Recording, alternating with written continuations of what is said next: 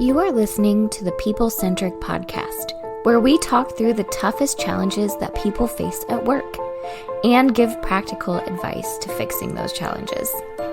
Thanks for joining our movement to create workplaces that are happier, healthier, aligned, and empowered by putting people at the center of all that we do.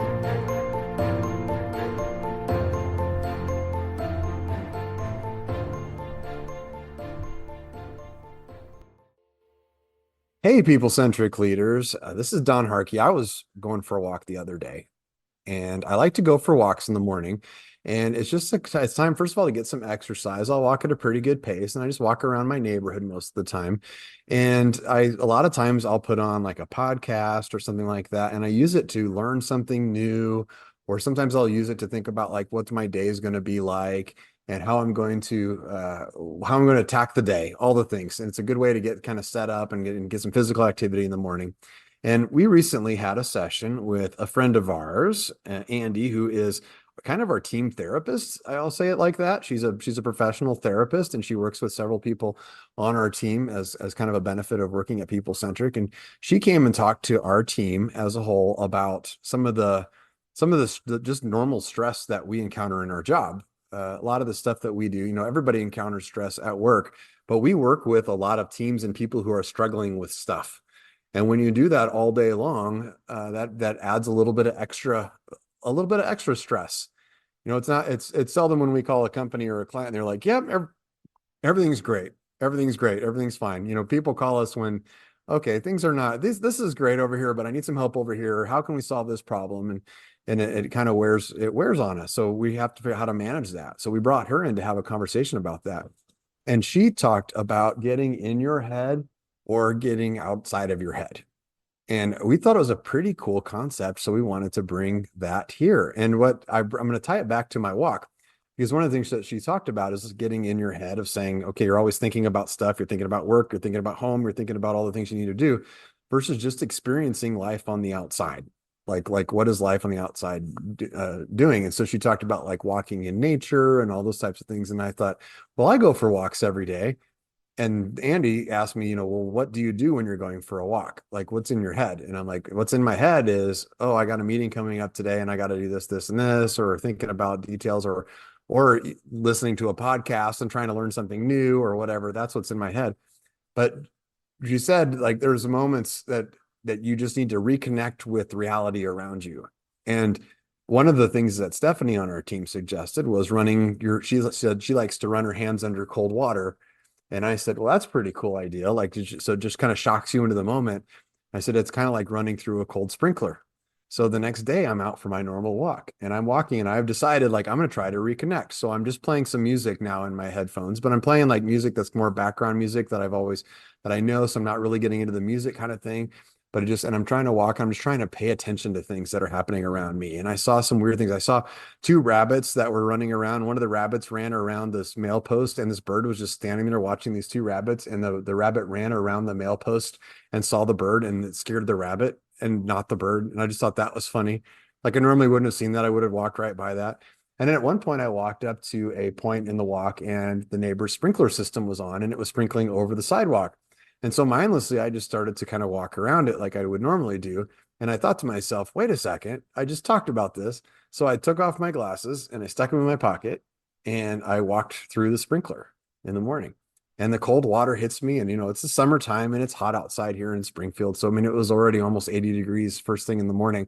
And it felt great. Like it felt really, really good. But before that, I was really struggling to keep focused on not getting focused, of just enjoying the time around me and looking around me. But when the sprinkler hit me, it was like it shocked me back into reality and it felt really amazing. Like it was it was truly refreshing, not just physically, but mentally for myself. So that's what we're going to talk about today. Like what is being in your own head? How do you get out of your head? What's the benefit of that? So that's what we're going to do today. So we've got Diana and Philip here from our team to talk about this. We usually like to do the voices. So Diana, can we distinguish your voice between Philip and I so everybody who's not watching us on YouTube can distinguish? Sure. I was gonna do like a Mickey Mouse voice or something because you said, can we do the voices? And I was like, shh, I don't know. It didn't. I was thinking of a song like The Voice, like singing, Oh, oh, I'm yeah. on the ooh, like Old MacDonald or the Star Spangled Banner. But I don't Dear sing, so heart. I've just said them like that. Yeah. Okay, well, that'll be a future episode. We'll do that for Diana and Philip. Voices. Thanks. That voices. That'll be a lot of fun. So the first question is like, what does it mean to be in your head? Like, what are we talking about when we say in your head? Because when I first heard that term, frankly, I was just thought, well, where else do you live? Like, where else do you go? What do you do? How do you not be in your head? How do you Yeah, I not be in think your the head? difference is like everyone has an inner monologue. That's not what we're talking about here. Like everyone kind of, well, not, I guess not everyone. Most people have an inner monologue where you talk to yourself about things in your head. But I think the difference here is when you are not in the moment, you're not thinking about what's going on in front of you. You're thinking about 20 things that either happened in your day or are going to happen in your day or both. When you're just not present and you're just sort of there's things that are floating out there that you are ruminating on instead of being in the moment and present where you are. I like that definition. He said, what does it look like? And not everybody has an inner monologue. And I was going to say this, but Matt's not on, so I shouldn't say it, but I'm going to say it anyways. I was going to say Matt's inner monologue is the theme song to Cheers. In my making your Very way in the different world ideas today. of what his inner monologue looks like. That's what I That'll thought count. is. That counts as good gossip because Matt's great with human beings, and that's a great image. And he's Okay. not here, but that I think that's a nice thing. Yeah. Good job. Building the relationships. That's right. People centered. People centric. Sometimes you Nice. get away. Yeah. So like if you're in your head, like what are you like? I like that. So like you're blocking out the outside world. So like other things can be happening, but you're not really watching things that are happening on the outside world. So like when you go for a walk, like you're not noticing stuff, right? But if you're at work, you're in the zone, right? And other things are happening around you and you're missing like just some of the things that are happening. Um, what does outside the zone look or what side does outside your head look like? I love your walk example because it's not just that you're there, but it's that it sounds cliche to say you're present while you're there. But maybe our Herzog example, thanks to Diana royalty. This year was the year of the dog for us. We got a dog. He is related to Diana and Jimmy's dogs. So we say that we're now family, which is very cool. And And Chewbacca somehow. I don't know how yeah, he's related to Chewbacca. Chewbacca, but Yeah. the resemblance is uncanny. It's uncanny. We basically bought a little Star Wars character or an Ewok. He's travel size Chewbacca. Yeah. Best little animal in the world. And there's something about, if there are, whether it's a stressful moment, anyone who has a dog, you can experience this. If you have a cat, that's a totally different thing. It doesn't help you be present because cats are never present themselves. But I think it's just the difference between a cat and a dog.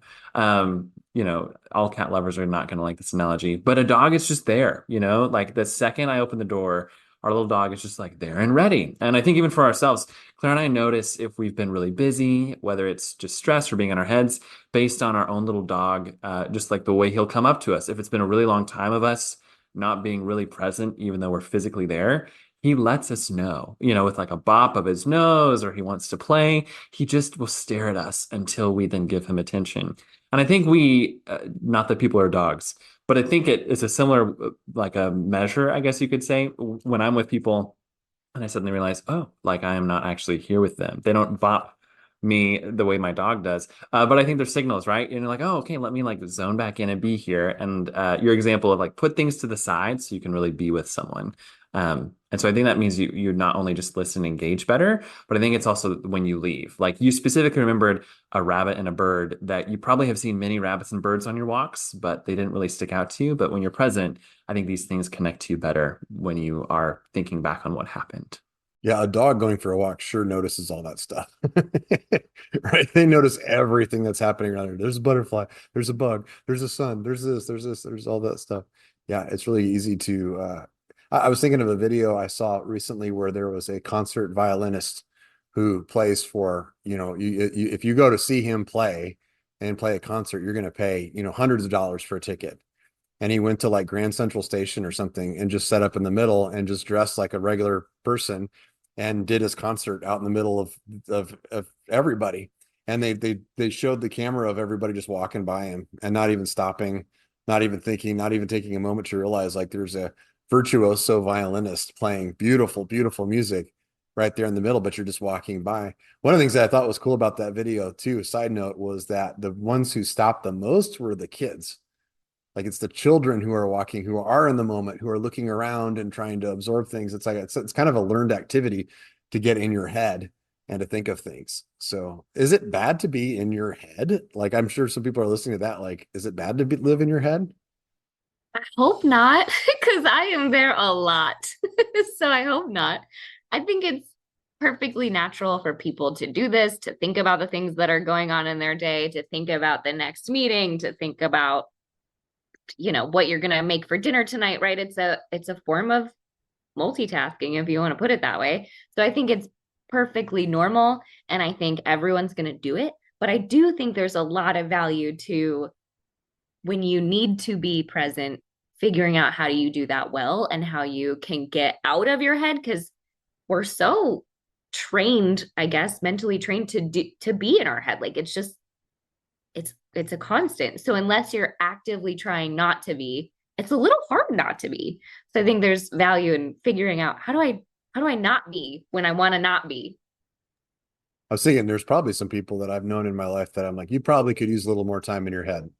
Like you should spend some more time. You should think about like where you're think about your life a little more than you do.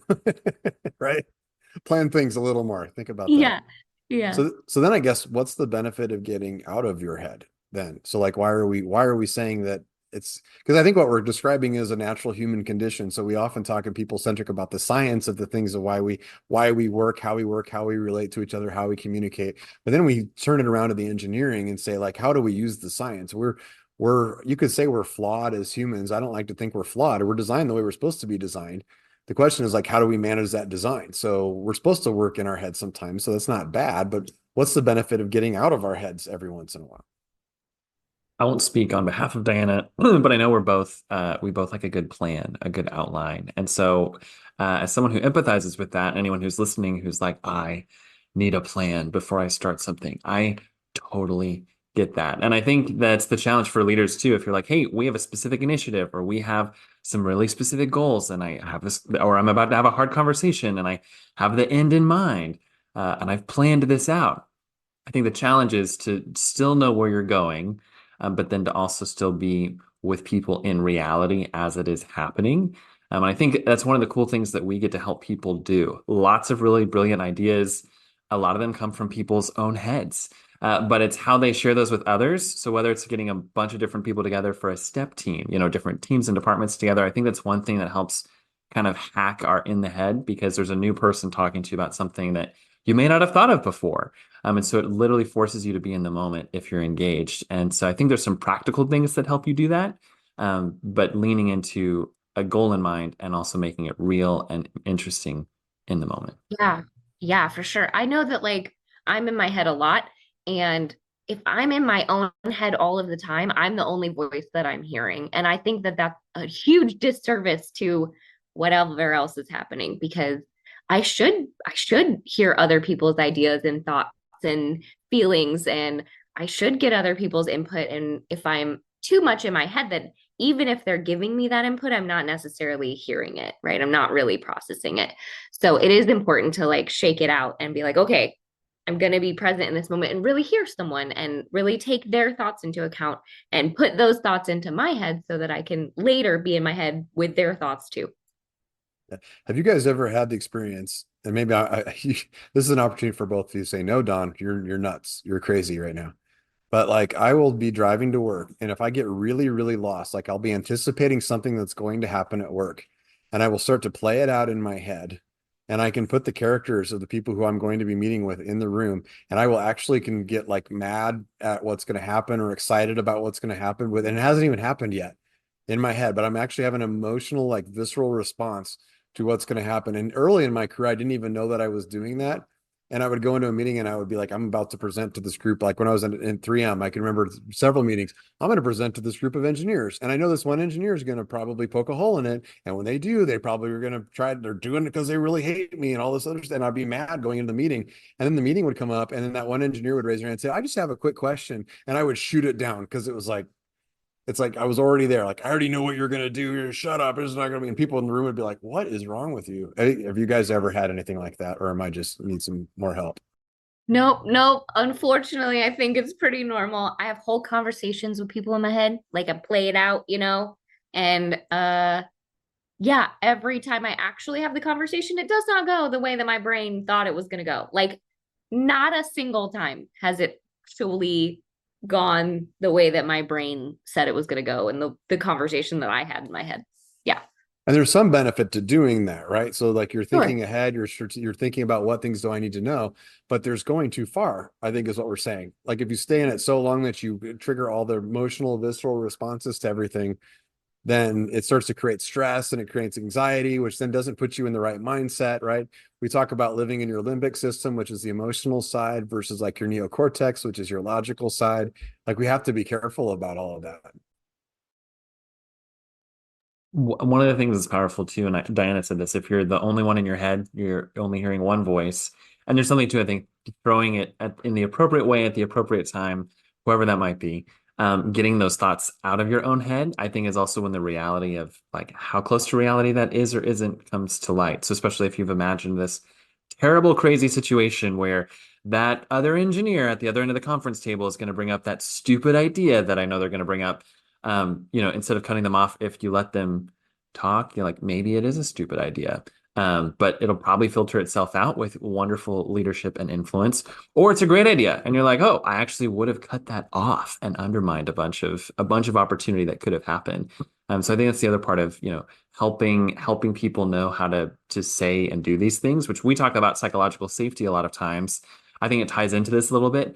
It kind of gives the space for someone to get out of their head and bring things out to a team as well. If you feel safe in being able to do that, you actually can create a much better team and a much better performance.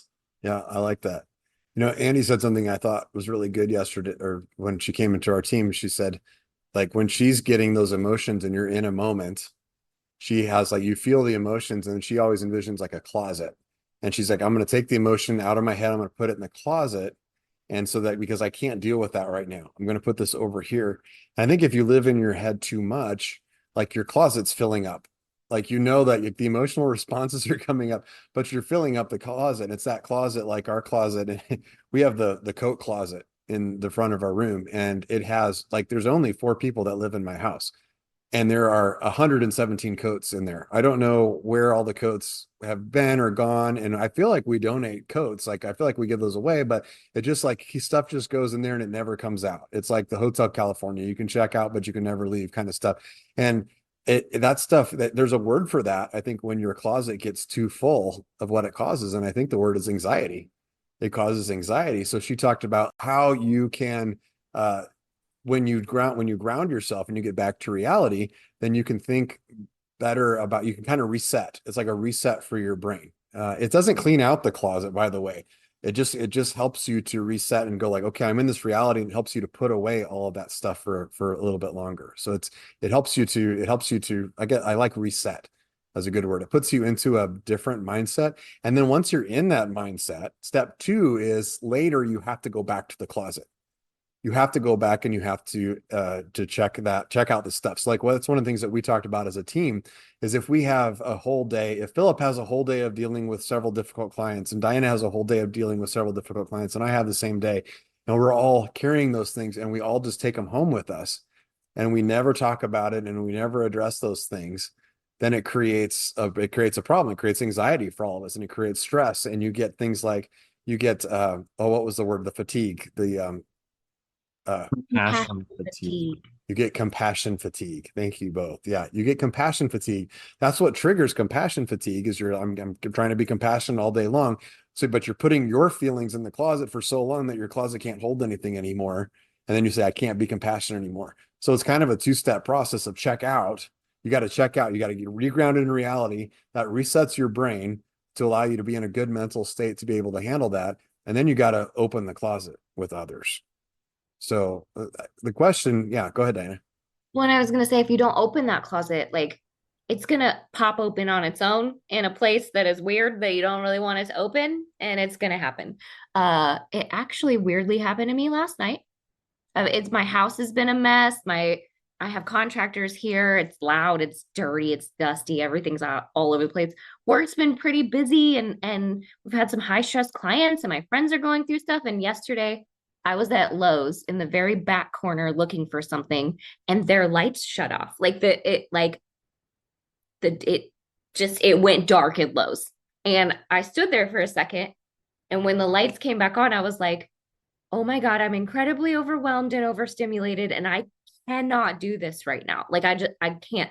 And my husband was like, what do you mean you can't? And I was like, I cannot make another decision. I'm about to cry. Like I'm just overwhelmed and overstimulated. He was like, what about the lights did that? And I was like, I don't know. I was stuffing it all in and the lights turned off and then I couldn't stuff it anymore. So like it will pop out when you don't want it to if you're not going back and checking on it. That's a really, really good example. And I think everybody can relate to that. And maybe not the Lowe's thing. And also I have, this is stuck in my head, so I have to say it. I have to get this one out of my closet is I've got friends in Lowe's places is what I wanted to say. Oh, come on. I was gonna say that was a low point for you, wasn't it? But I'm sorry. So good. So Or good. that was keeping things on the lights down low. I had that too in my head. I don't know the puns that had flowing. That's how we deal with the stress. That's what we do. Comedy, pun But, comedy. Yeah. Okay. yeah. Philip, have you ever had like that stuff come out in weird places, like places you don't expect? Like if that stress comes out? Have I ever? Also, last night, actually, it's been a week of this. I was with a good friend. We were at a mutual friend's concert performance. Friends with lots of crazy music people. And so he's in from out of town. This middle school choir sounded like a college choir. It was so good. And my friend and I normally are at this really great wavelength, and you're so excited to see people. But at one point I looked over and he was just on his phone. And I thought that's so uncharacteristic of him. That's also weird. But the part of the reason I noticed it, I was like, I just want to be on my phone, candidly, right? I can listen to these young middle school people sing and enjoy my phone. So we were talking in the parking lot afterward more for a longer time than we were in this concert, actually. And it was similar. I think we both just needed that place for each other. It really worked out well. But super similar to what Diana was saying, where I think there's moments where if you're filled to the brim and you just get the wrong bump, you're like, oh, whoa, I notice what comes out and maybe I can work on that. So it's probably not a monster in the closet, but when your closet gets that full, it can feel monstrous to open it up. Oh yeah. There's times like I'll drive home. I'll be driving home and I love to listen to music driving home.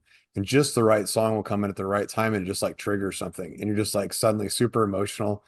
I can be, and that goes different ways. But yeah, I've had it like especially after I lost my dad. I don't know how many times I'll be driving home or driving to work and you just like the wrong song comes on or the right song comes on, whatever you want to say. And it just like has to come out. It just has to come out. So that's why we're talking about this because it's something that a lot of us are struggling with anxiety. It's your closet's too full. We got to figure that out. The other analogy I know I used yesterday, the way I think about it, because I've been in therapy for a little while, is like it's the rocks in your shoe. The rock in your shoe is not a big deal at all. Everybody's got a rock in their shoe. And you think, okay, I got a rock in my shoe. It's not a big deal unless you leave the rock in your shoe. If you leave the rock in your shoe, you're going to start to favor that foot. It's going to create a little bit of a blister. And if it creates a blister, you're going to start to walk differently. If you start walking differently, it's going to throw your hips out. If it throws your hips out, it probably throws your back out. Maybe maybe you stop walking altogether. And I mean, it just takes on these like multiple effects. And I think that's what we're talking about here. So how do you get the rocks out of your shoe? How do you reset yourself? How do you get out of your own head? I think I think there's a lot of different tactics. I love Stephanie when she said I run my hands underwater and just like feel the feeling and be present there. I have to do like a five senses thing. I'm like, what can I see, taste, hear, smell, and touch? Like just get me back to this moment. What can I do? And so I kind of think through those five senses and then it makes me very present.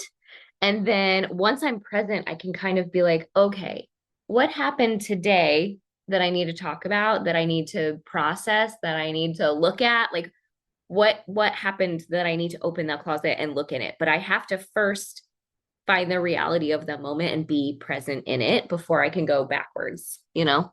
I like the idea that you don't have to figure out the rock. It's not about you. Step one is not take off the shoe and take a rock out. Step one is you have to notice, like you have to put yourself in a quiet enough place where you would notice the rock, right? Step one is just to take a second and just ground yourself, to look outside. I was in a series of meetings yesterday and it was like back to back. It's funny, it's the day afterwards. And we just talked about like not doing back to back to back to back meetings, and I had back to back to back to back to back stuff. And I had a little bit of time. I know Philip was up here and he watched me, and I went up to the front of the office and I just sat down and right in the front of the office and just stared outside and like watched outside for a little while and just stared outside for like 4 or 5 minutes. And just a moment of it, it wasn't lost. It was hard to get not lost in thought. You can get lost in, okay, I got to unpack that in that moment and everything. But I was really worked hard to try to just like say, what am I observing outside? What's happening outside right now? Let's watch the people outside. Let's try to watch the nature. A lot of people respond well to nature. Going on walks. Diana's got a beautiful park near where she lives out in Tacoma, Washington, that you can go out there and watch the seals out in the water, and occasionally the killer whales when you have visitors, right? We got to see that. Yeah. I do a water walk at least 3 times a week. So I feel like there's something about humans being near water, just like there's something calming about it. Yeah. There's studies on that. There's people who live near water, like live longer and have less stress. Like I've read that before. And I never understood exactly why. Like it feels right, right? Like it just kind of feels right. But I Yeah. think it's because like if you walk by a lake, like you can't not, or the ocean, especially the ocean, you can't not look at it. Like you can't not like take that in. Uh, but we as humans are amazingly good at getting used to things. And I remember one time I was driving home, this was a few years ago, and it was the time of year where like it was the sun starting to go down at the time when you're driving home. And there were these really, really big clouds like off, and the sun was coming up, and the colors were spectacular. And I was about halfway home before I noticed it. And then I noticed it and I was like, the sky is absolutely unbelievable right now. And then it occurred to me like, I've been already out here for like 10 minutes and I haven't noticed that. Like I was so lost in myself. Like there's a spectacular thing going on. Like literally the most spectacular painting that you could ever see in your life happens right in the sky, right above you every single day. Unbelievable, vibrant colors, all the things. And it's like, and I was just missing it. I wasn't even looking at it and looking at it and catching that. Like I remember this like years later of even that experience of catching that. And it was just a moment where you can just that's the reset moment. And then when you get to there, then you can start to think differently, right? Then it's actually quiet. There really is. We have a phrase in our house when the mountain is out. Well, it's a phrase in the Pacific Northwest. It's called the mountain is out, right? And so when we're at home, we're like, is the mountain out? And it instantly brings you to the present. Like, I don't know, is it? We got to go find the mountain. We got to go see this beautiful, majestic thing. And when you're there, you can't not look at it. You can't not be present and be thinking about how beautiful that mountain is. And then it triggers us to like talk about other things. Because then it's like, oh, we're here now, we're looking at this beautiful thing. Now we can unpack some more stuff. And knowing having been a visitor to Seattle several times in the last year and a half, I can tell you it is not. The Like mountain is that, always out. it is not there. It is always raining and always foggy. We Not do think true. the fake mountain. I think that the moon landing, totally real, no doubts. But Mount Rainier, people talk about it. I've only ever seen it from the airplane. I think it's a filter on the airplane window, and it may not be real. But I'm glad you have the experience in your head where you thought you saw a mountain and that it meant something to you. But being from the mountains land, Colorado Rockies, that's one thing. I think there's something about mountains or nature, whether it's the ocean or a lake or for our friends in Kansas, a powerful field of grain that goes on and on for as far as the eyes can see. I think there's something where it's something where if it helps anxiety, it's because in a way, it feels limitless. And I think anxiety usually comes from you feeling like you have a multitude of limits. And I think one of the challenges of this too is this understanding of, at least when I have a full closet or I'm feeling most anxious, all of us are probably works in progress on this too. But I think I've been framing it differently lately where I think, okay, like where do I feel like I'm hitting my limit, which is leading to this?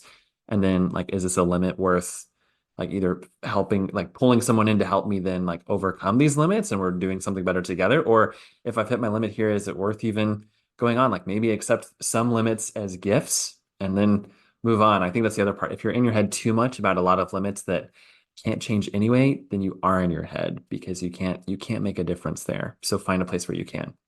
Well, I think that's very well said, Philip. And if you think about it, like a lot of times when we think that we've got to fix ourselves, that's when we go into our head more because that's where you have to go look. But it's like, no, no, no, you got to get out of it first and then get back into it. Like you have to reset for yourself.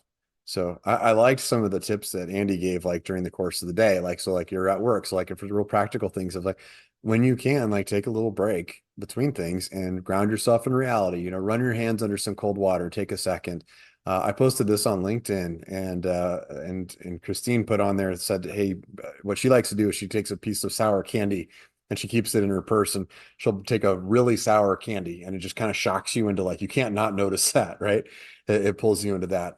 If you like nature, go for a walk. Or even if you don't like nature, like we're in downtown Springfield, still go for a walk, go step outside, but give yourself a chance just to be where you're at. Or like if you've got a great team like we do, like one of the things that I think we do really well is that we give ourselves time during the day to spend time to unpack things.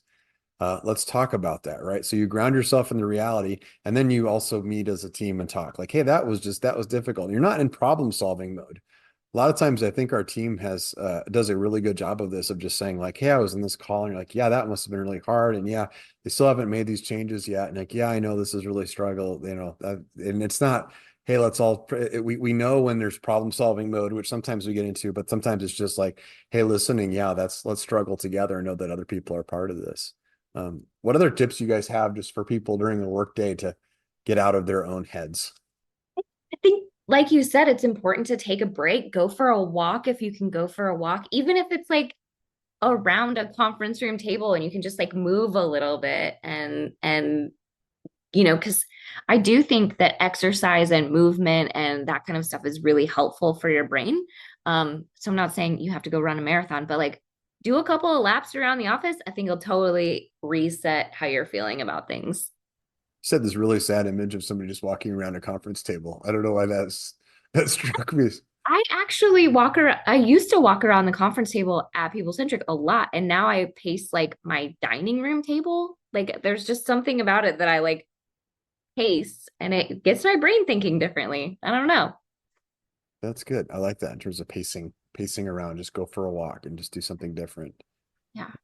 Matt and I were talking recently after a presentation I gave with him. He went first, then I went in the middle, then he kind of wrapped it all up.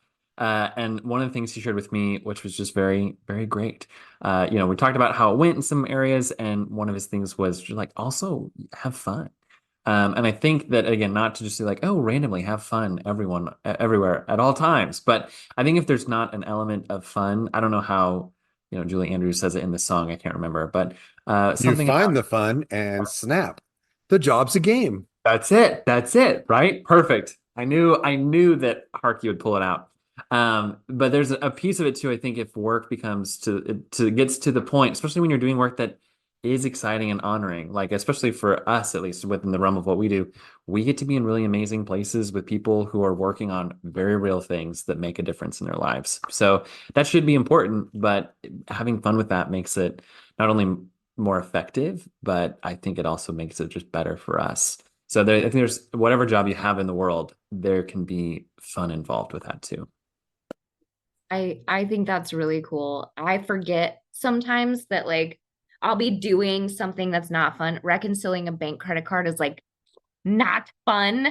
But then I put on fun music. I'm like, let's put on some fun music. Let's like lighten the mood so it's not just like reconciliation. Now it's like, oh, I get to listen to music or a podcast I've been looking forward to listening to, right? I'm gonna couple that with something that is more enjoyable to like keep me from spiraling into, man, I hate this and I hate my job and I hate my life because that's not where you want to go.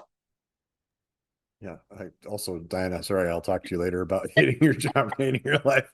I Sorry. mean, only in those moments, just, Just those moments. those moments. Yeah. Yeah. No, I like the idea of fun. I never thought of fun as like really being in the moment. I've never thought of like that could be the definition of fun, like of being hyper in the moment. I was thinking about like what's some of the really times where I could think of like I really had a lot of fun. It struck me of a time when I was a kid and we went to this water slide park and we were just going down these long water slides and they were long. Like it would take you, I don't, in my head as a kid, it was like 3 or 4 minutes to get all the way down the slide. And I know it wasn't really that long, but It for sure was not. it could But not I be. love that your kid brain was like, it was forever. It was for forever. And then you would run up the stick because you could not. I'm like, I can't wait to get back down there. And then you jump back in there and you go down the slides and you roll. But it's like the sensations of all of that, the water sloshing and you going back and forth and a little bit of the speed and the other kids and all the things. And then you hit the pool at the end with the ultimate rush of cold water. And now let's do that again. And it's fun. And that's that stuff. Like that's what you're doing. Your brain is going, okay, now I can reset. I can stop. I don't have to think about all the stuff. I don't have to get in that fight or flight mode and I don't have to play in the limbic system of like the over emotions. I just have to be. I just have to exist. I just have to breathe right now. That's all I have to do. And that's a very pleasurable place to be in. And then afterwards, yeah, then you can think, okay, now what? Right? I would think about like imagine going to the lake with a bunch of friends and you're out on the water and you're tubing and you're doing all the stuff that's really, really fun. And then afterwards, you're coming back and you sit around the campfire and you have a really good conversation. How many times have you had a great conversation in that moment? Right? Probably a lot of times, right? Why is it that you've had a great conversation in the moment? It's probably because you just everybody mentally reset themselves, got out of their own heads for a decent amount of time, and now you're like now you're ready to go find some rocks, and you'd have a really great conversation about things. Yeah. So I love this topic. I think this was great. I think our team enjoyed the conversation overall to try to figure out how to manage that stuff. Look, what you go through on a day-to-day basis, like some people have jobs where you experience like real trauma on a day-to-day basis, but there's also a thing called vicarious trauma, which is like a slow leak of trauma. And it's just by the things that you see, and it's normal that we see around us, but it just slowly adds up over time. It slowly adds up. And those rocks pile up in our shoes and we start to walk a little bit differently. And anybody who's been to a massage therapist or chiropractor or anything like that, you know, like it does not take much and you get off and it impacts a lot of things. And that impacts us over time. So that's it. Any final thoughts for our listeners here? I am one of those people that are in my head a lot. And so I just recently started doing this, probably in the last, I don't know, few years. And I will say it has like collectively improved how I feel about others, how I feel about work, how I feel about those around me, how I feel about myself. And I think it's because, like Philip was saying, when you're in your head, it's just that echo and it can spiral really quickly and you kind of lose yourself in all of that anxiety.